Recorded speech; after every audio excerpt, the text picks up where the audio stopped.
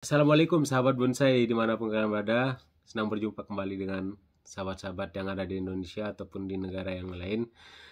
Saya ingin berbagi buat sahabat-sahabat bonsai, khususnya teman-teman yang ada di Indonesia.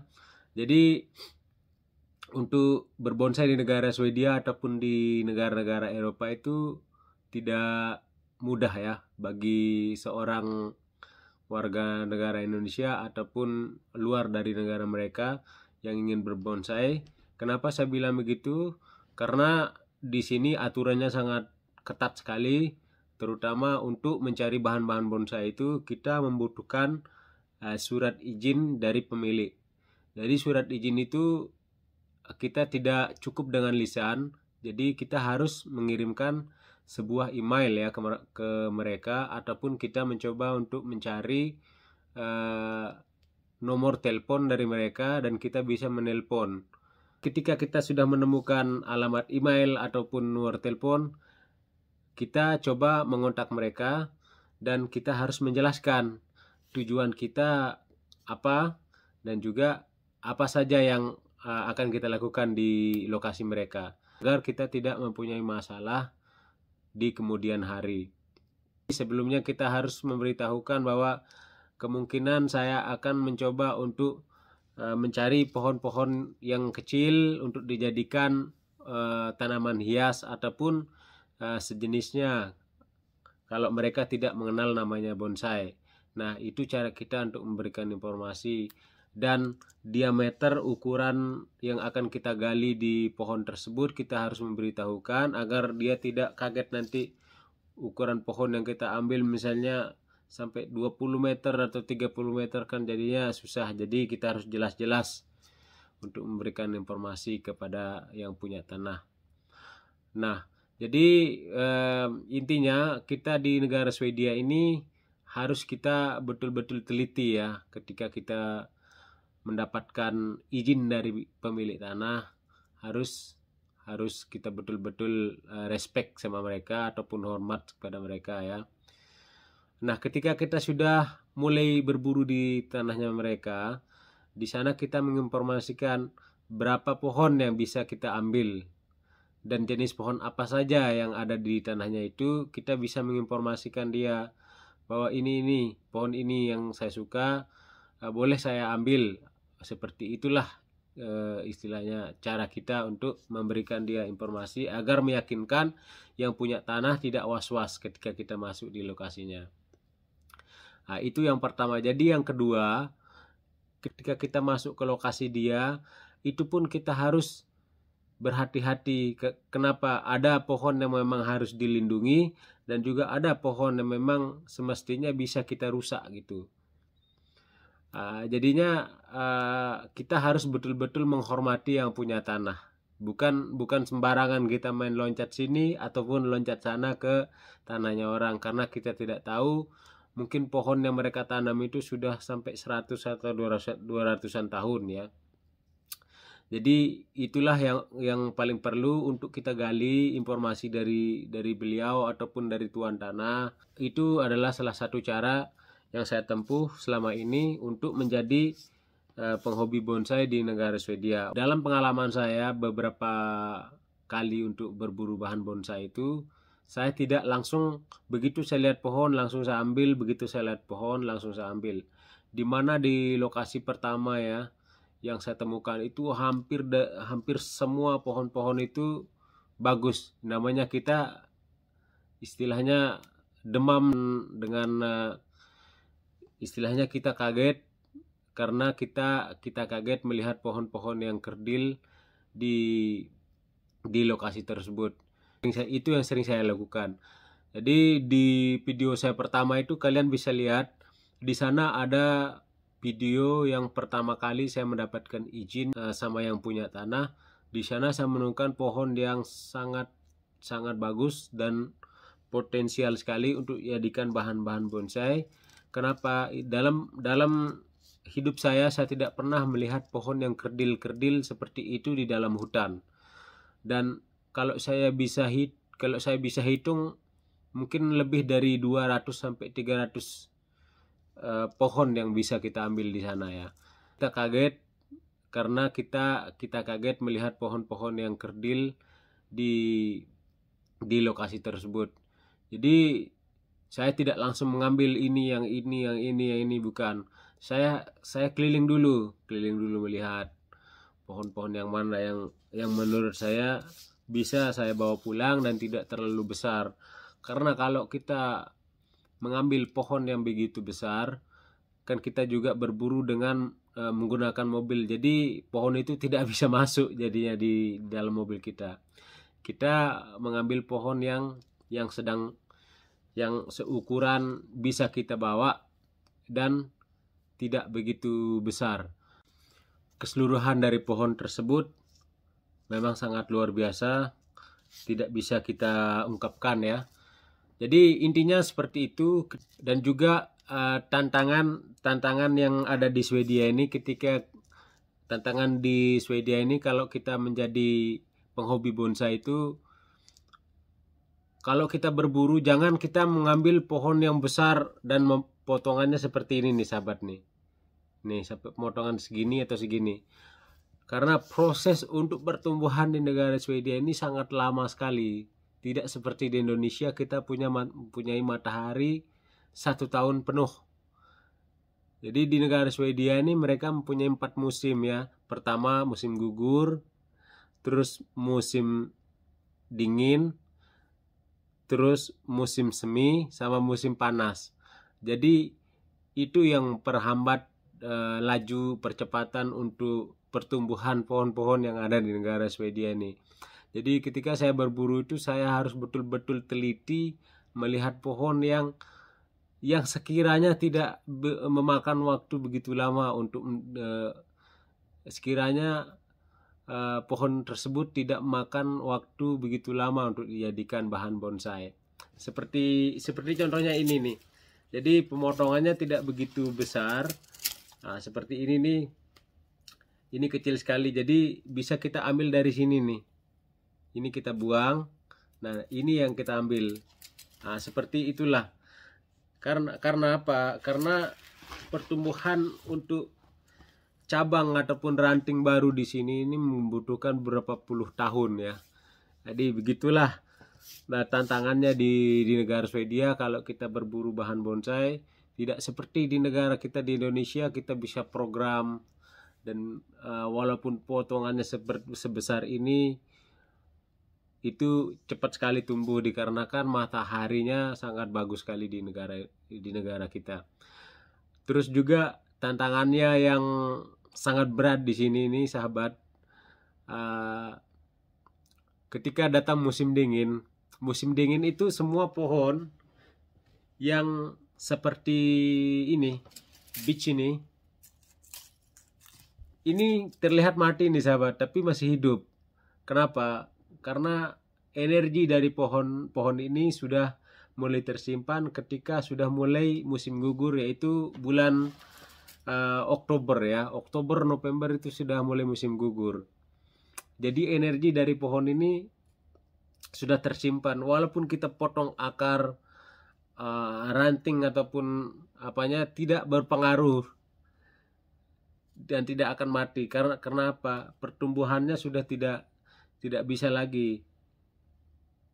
Karena pohon ini sudah mati suri, kita bisa bilang ya. Pohon ini mati suri dikarenakan energi yang mereka punya ini sudah tersimpan. Dari bulan-bulan kemarin. Makanya ketika saya berburu dalam video saya tersebut, banyak teman-teman yang komentar, "Yoh, kenapa pohonnya sampai kering-kering semua, Mas?" Dia bilang.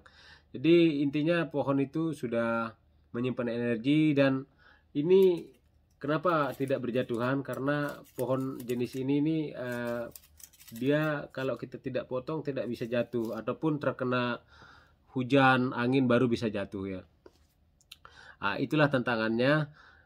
Dan juga ketika masuk musim yang sangat dingin sekali, masuk -5 ataupun -10 itu perlu kita berhati-hati dengan pohon kita. Apalagi kita sudah mengganti pot dengan pot yang nangkal seperti ini. Di sanalah puncaknya untuk kesabaran kita ya. Apakah pohon ini kita harus diamkan di luar ataupun kita selamatkan di dalam rumah, ataupun di teras yang memang teras itu mempunyai dinding.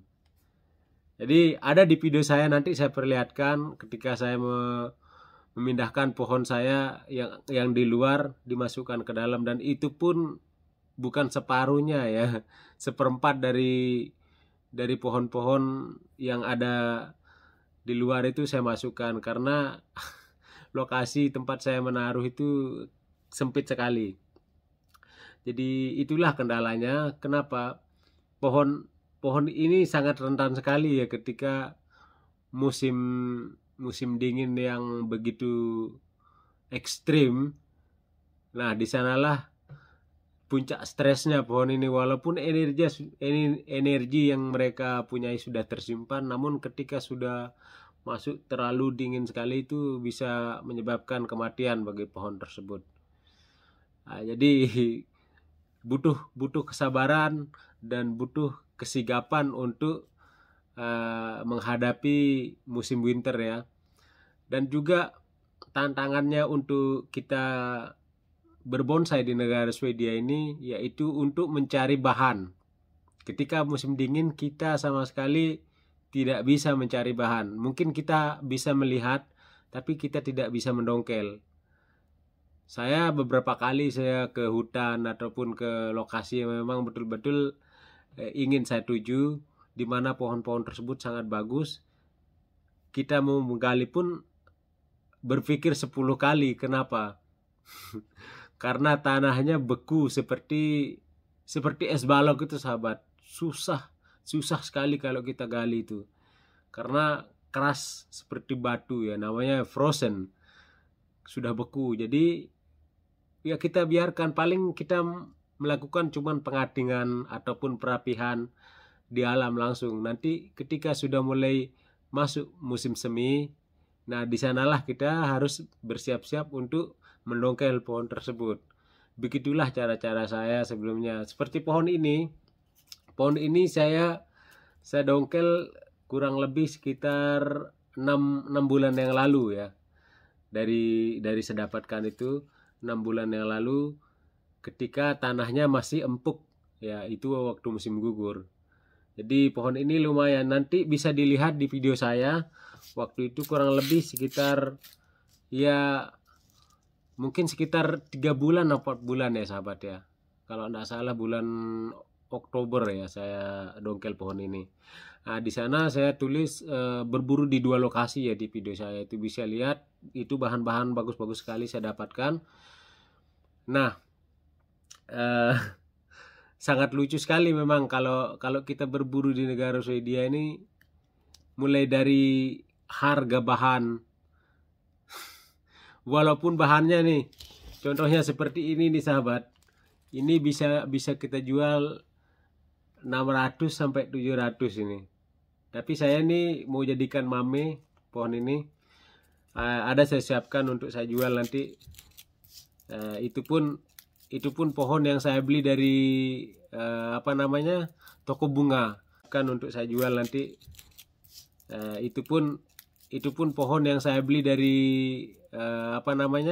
toko bunga, karena untuk mencari bahan-bahan yang memang cepat untuk kita jadikan itu agak susah sekali karena butuh prosesnya lama sekali. Tidak seperti di Indonesia cepat ya, 10 kali lebih cepat, di sini lambat sekali.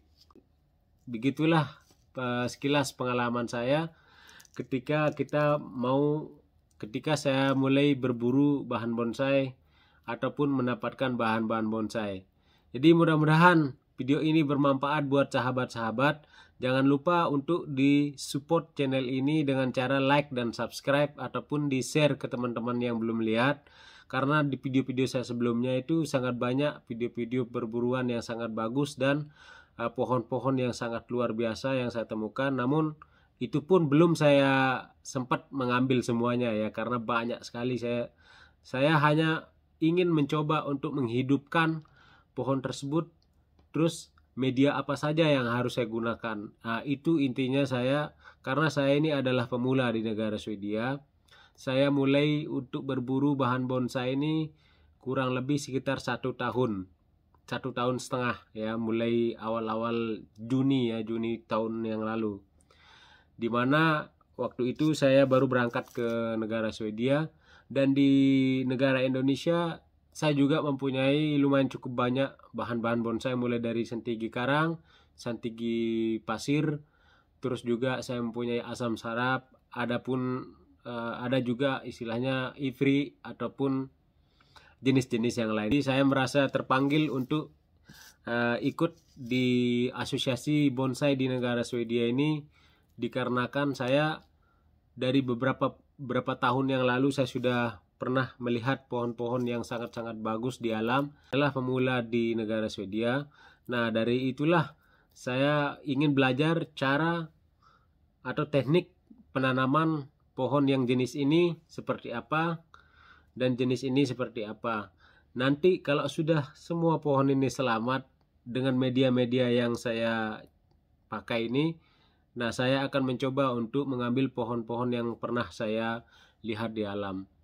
Oke sahabat-sahabat bonsai yang ada di Indonesia, mudah-mudahan video ini bermanfaat buat sahabat. Bagi yang baru bergabung, selamat bergabung di channel Uminoki Bonsai. Mudah-mudahan video ini bermanfaat buat kalian semua. Dan juga teman-teman yang sudah support channel ini, terima kasih banyak. Mudah-mudahan sahabat diberikan kelimpahan rezeki, bonsainya tetap maju, dan juga pameran-pameran bonsai yang pernah saya lihat dalam beberapa bulan yang lalu ini, ada di Bali ataupun di tempat yang lain, itu sangat luar biasa.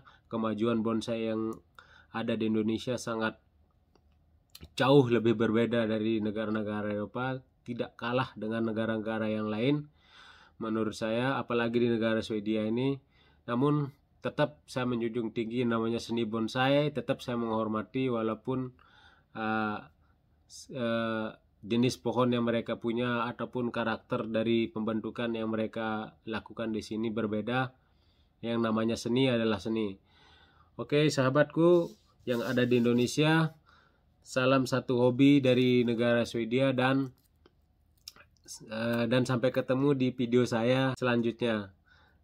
Ingat, jangan lupa untuk di like dan subscribe. Assalamualaikum warahmatullahi wabarakatuh. Situasi di luar rumah kita.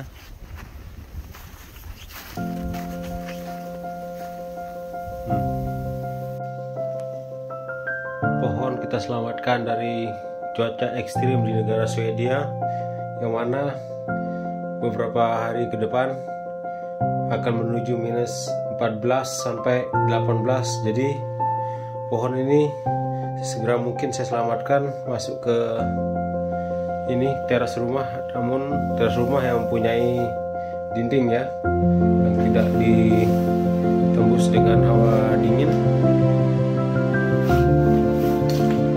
Jadi saya tidak mau membiarkan pohon-pohon ini di luar sana, supaya kedepannya pohon ini selamat dari cuaca yang ekstrim.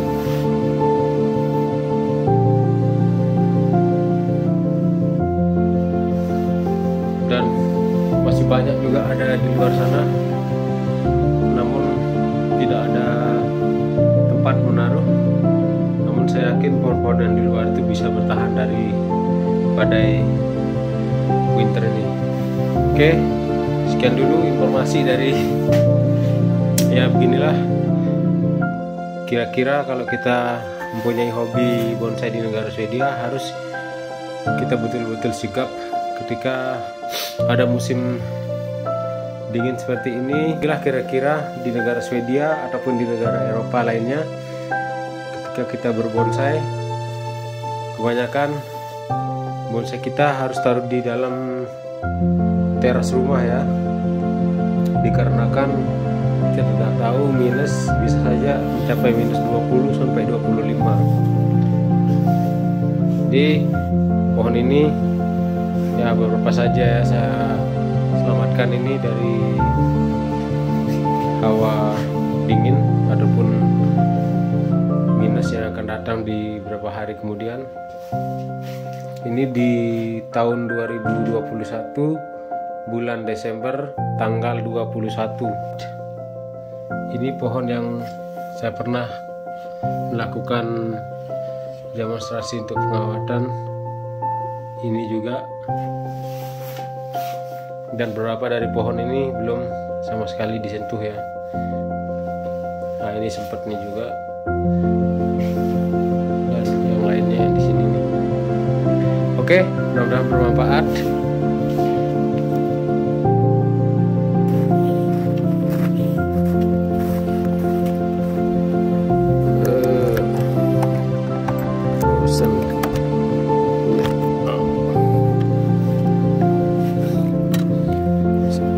Apa nih?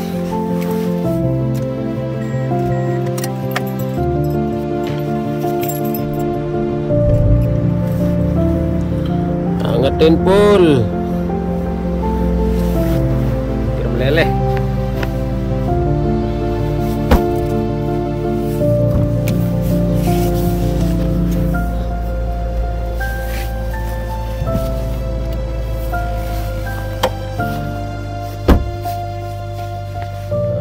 Bersihkan dulu. Sabu. Kalah kerupuk.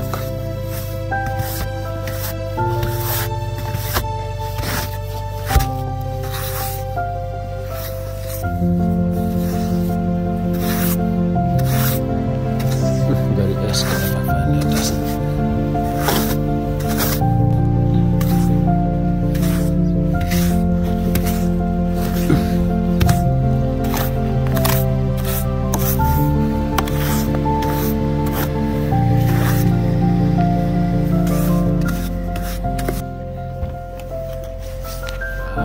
Itu baru debu, itu sekarang esnya.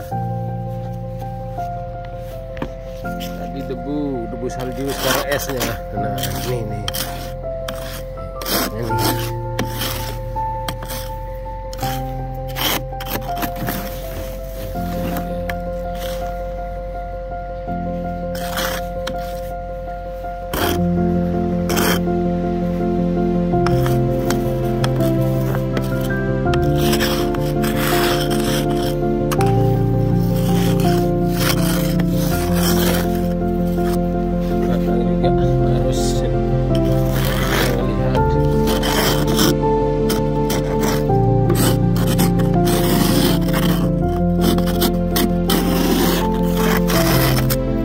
Oke lah, jalan kita.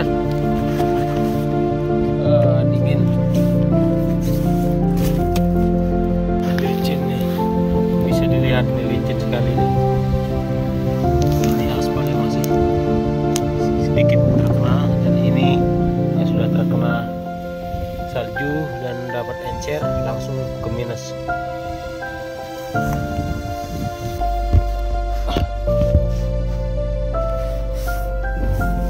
Inilah dia kalau musim badai salju. Badai salju hari ini di negara Swedia, banyak kecelakaan, mobil tidak bisa jalan.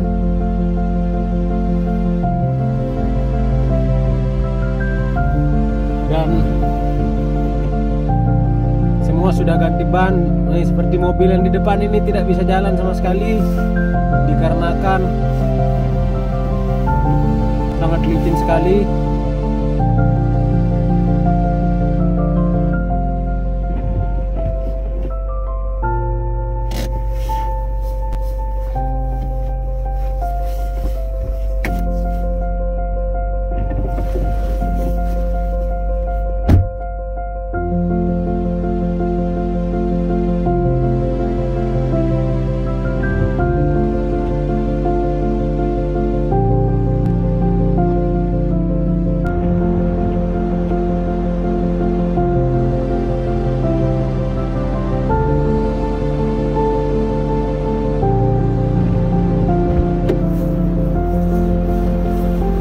Kita bantu orang dorong mobilnya, sahabat.